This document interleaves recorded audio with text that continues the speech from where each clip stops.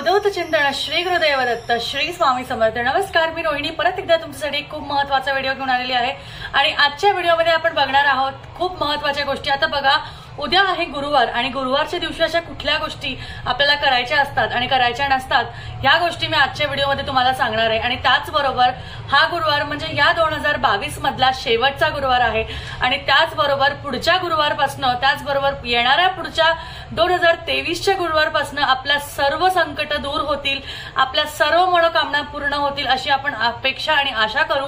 आणि त्याचबरोबर उद्याच्या गुरुवारपासून किंवा कोणत्याही येत्या गुरुवारपासून जर का तुम्हाला कोणते कार्य करायचे असतील, कुठले व्रत करायचे असतील तर ते करावे किंवा करू नये याबद्दलची माहिती तुम्हाला मी आजच्या व्हिडिओमध्ये सांगणार आहे, त्यामुळे व्हिडिओ पूर्ण बघा। त्याचबरोबर बऱ्याचशा जणांना प्रश्न होता की पौष महिन्यात येणाऱ्या गुरुवारमध्ये आपण स्वामींचे गुरुवार सुरुवात करू शकतो का? एखाद्याचं गुरुवार मार्गशीर्ष महिन्याचा राहिला असेल, त्याचं उद्यापन जर का उद्या करायचं असेल तर ते करू शकतो का? त्या सगळ्याबद्दलची माहिती मी तुम्हाला आजच्या ह्या व्हिडिओमध्ये सांगणार आहे। तर चला व्हिडिओला सुरुवात करूया।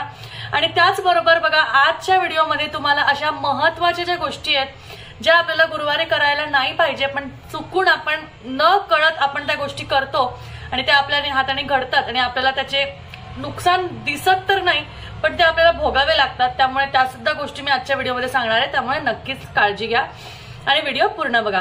पटकिनी छोट्याशा व्हिडिओमध्ये सांगण्याचा प्रयत्न करेल, भरपूर मोठा व्हिडिओ नाही करणार, त्यामुळे आता मी डायरेक्ट विषयाकडे जाते म्हणजे जास्ती वेळ वाया जाणार नाही।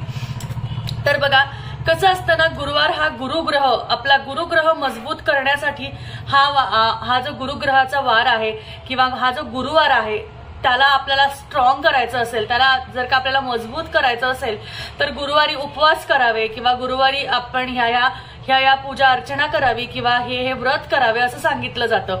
पण त्याचबरोबर काही कारणानिमित्त जर का तुमच्याकडनं उपास होत नसतील तर त्यावेळेस तुम्ही असे कुठले उपाय किंवा अशा कुठल्या गोष्टी करू शकता जे तुम्हाला व्रत न करता सुद्धा त्याचे फायदे किंवा व्रत न करता त्याचे आपण म्हणतो ना पॉझिटिव्ह इफेक्ट्स मिळतील याबद्दलची आपण माहिती बघू।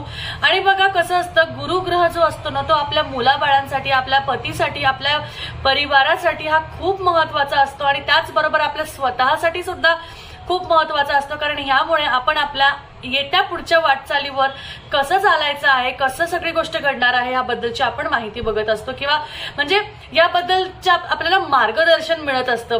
त्यानुसार गुरुवार हा ग्रह सुद्धा मजबूत करण्यासाठी आहे आणि गुरुवार हा आपल्या गुरूंसाठी सुद्धा दिलेला आहे, कारण त्यामुळे आपल्याला चांगलं मार्गदर्शन मिळतं आणि आपण पुढे जातो। सर्वात पहिली गोष्ट मी तुम्हाला सांगणार आहे की आपल्याला काय काय करायला हवं, त्यामध्ये 5 गोष्टी आहेत आणि 6 गोष्टी आहेत आणि काय करायला नाही पाहिजे त्या मी शेवट तुम्हाला सांगणार आहे, त्यामुळे व्हिडिओ पूर्ण बघा। व्हिडिओ अजिबात स्किप करू नका, न स्किप करता पूर्ण बघितला तर तुमचाच फायदा होईल। चला व्हिडिओची सुरुवात करूया। सगळ्यात महत्वाचं, सगळ्यात पहिले आपल्याला गुरुवारी जर का आपल्याला उपवास नसेल, काही नसेल तरी सुद्धा तुम्हाला एक महत्वाची गोष्ट जी करायची आहे ती म्हणजे गुरुवारी तुम्हाला पिवळ्या रंगाचे वस्त्र घालायचे आहे। तुम्ही कामावरती जरी जात असाल तरी तुम्ही पिवळ्या रंगाची साडी, पिवळ्या रंगाचा ड्रेस, पिवळ्या रंगाची कुर्ती, पिवळ्या रंगाचा टॉप, कुठल्याही प्रकारे तुम्ही रंग पिवळा फक्त तुम्हाला घालायचा। तर तुम्ही म्हणाल पूर्ण रंग पिवळा, पण नाही, तुमच्या अंगात एखादा वस्त्र तर तुमच्या अंगात पिवळा पाहिजे। समजा कुर्ती पिवळी असेल तर तुमची जी पॅन्ट आहे ती वेगळी असेल। शक्यतो काळे वस्त्र, गुरुवारी काळे वस्त्र टाळायचे, म्हणजे समजा तुमची कुर्ती आहे ज्यामध्ये ब्लॅक बॉर्डर आहे तर तुम्ही ब्लॅक लेगिन्स घातली असं करू नका, त्याचा वेगळा काहीतरी हे घ्या, वेगळा कॉम्बिनेशन घ्या आणि त्यानुसार तुम्हाला घाला। ब्लॅक ओढणी असेल तर ती टाळा, ती पण घालू नका। तर तुम्ही म्हणाल ताई तुम्ही ब्लॅक घातलाय, आज आहे वेडनेसडे आणि मी व्हिडिओज बनवते त्यामुळे मला एकाच ड्रेसमध्ये भरपूर व्हिडिओज नाही बनवता येत, कारण ते म्हणजे आता बघा मी माझ्या वेगळ्या वेगळ्या चॅनलसाठी पण व्हिडिओ बनवते, त्यामुळे मला एकाच ड्रेसवर सगळे व्हिडिओ नाही बनवता येत, त्यामुळे मी बदलत राहते आणि जो व्हिडिओचा माझ्याकडे विषय आला की मी पटकीने त्या व्हिडिओज बनवत असते। त्यामुळे आजचा हा बुधवार आहे त्यामुळे त्या गोष्टीला इग्नोर करा।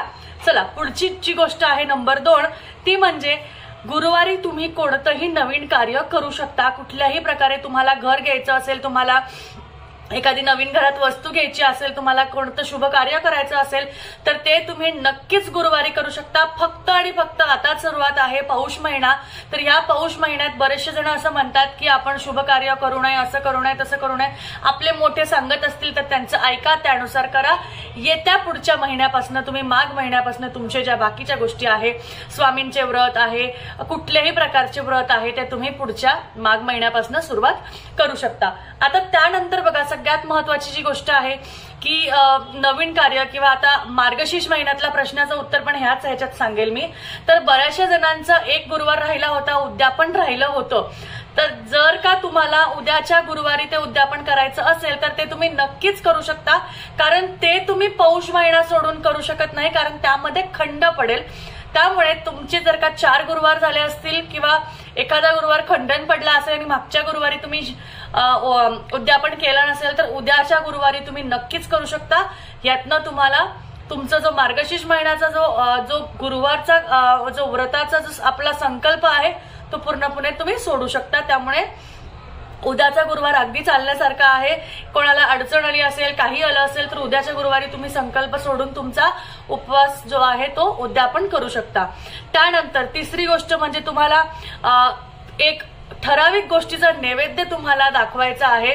तो म्हणजे हरभऱ्याची डाळ भिजत घालून, हरभऱ्याची डाळ भिजत घातलेली हरभऱ्याची डाळ किंवा आपल्याकडे पंढरपुरी डाळ असते बघा, ती हरभऱ्याचीच डाळ असते, हरभऱ्याचाच प्रकार असतो तो, ती भाजलेली असते फक्त.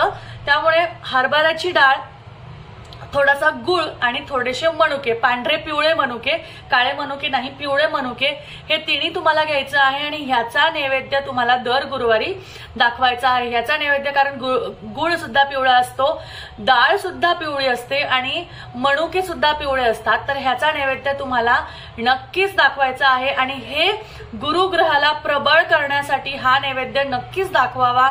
काही नाही, तुम्हाला फक्त थोडीशी डाळ घ्यायची, थोडेसे गुळ घ्यायचे आणि थोडेसे 2-4 मनुके घ्यायचे आणि एकत्र मनुके देऊन तुम्हाला दर गुरुवारी ह्याचा नैवेद्य दाखवायचा आहे.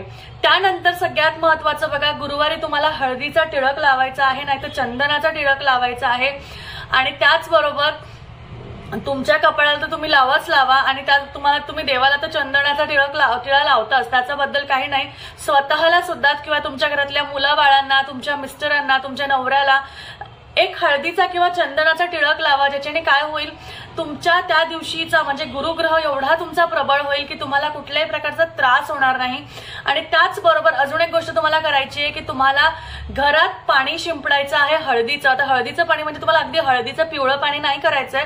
तुम्हाला एक छोटंसं एक लोट्यामध्ये, एक छोट्याशा ह्याच्यामध्ये पाणी घ्यायचं आणि त्यामध्ये चिमूटभर थोडीशी हळद घालायची आणि ते पाणी तुम्हाला सगळ्या घरात एखाद्या आंब्याच्या पानाने किंवा एखाद्या आपल्या विड्याच्या पानाने, कुठल्याही फुलाने तुम्हाला ते शिंपडायचं आहे आणि त्याच्याने तुम्हाला सगळ्या घरात ते शिंपडायचंय. त्यानंतर तुम्हाला दुसरी गोष्ट जी करायची आहे ती म्हणजे हेच पाणी, ह्यामध्ये सगळ्या ज्या गोष्टी आहेत त्या टाकायच्या आहेत आणि या केळीच्या झाडाला तुम्हाला हे पाणी तुम्हाला अर्पण करायचंय. त्यानंतर सगळ्यात महत्वाचं म्हणजे ह्या दिवशी तुम्हाला कुठल्याही प्रकारचा पिवळ्या प्रकारचा गोड एखादा पदार्थ बनवायचा आहे. बनवणं शक्य नसेल तर बाहेरनं आणून तुम्ही त्याचा नैवेद्य दाखवू शकता. किंवा ते जरी जमलं नाही तर ह्याच्या आधी मी तुम्हाला जे सांगितलं त्या 3 गोष्टींचा नैवेद्य तुम्हाला तो तर दाखवायचाच आहे. तर ह्या सगळ्या महत्वाच्या ज्या गोष्टी आहेत त्या तुम्हाला नक्कीच करायच्या आहे. आता ह्यामध्ये ज्या गोष्टी नाही करायच्या त्या तुम्हाला मी पुढच्या व्हिडिओमध्ये सांगेल, कारण ऑलरेडी आपला व्हिडिओ 8 मिनिटाचा झालाय. त्यामुळे ह्या व्हिडिओमध्ये न करता याच्या पुढच्या व्हिडिओमध्ये मी तुम्हाला सांगेल. त्यामुळे नक्कीच येत्या पुढच्या व्हिडिओची नोटिफिकेशन मिळण्यासाठी तुम्ही सबस्क्राईब करा. व्हिडिओ आवडला असेल तर लाईक करा आणि असेच आपले व्हिडिओ बघत राहा. परत भेटूया अजून एका छानशा माहिती बरोबर. तोपर्यंत काळजी घ्या. अवधूत चिंतन. श्री गुरुदेव दत्त. श्री स्वामी समर्थ. जय जय स्वामी समर्थ.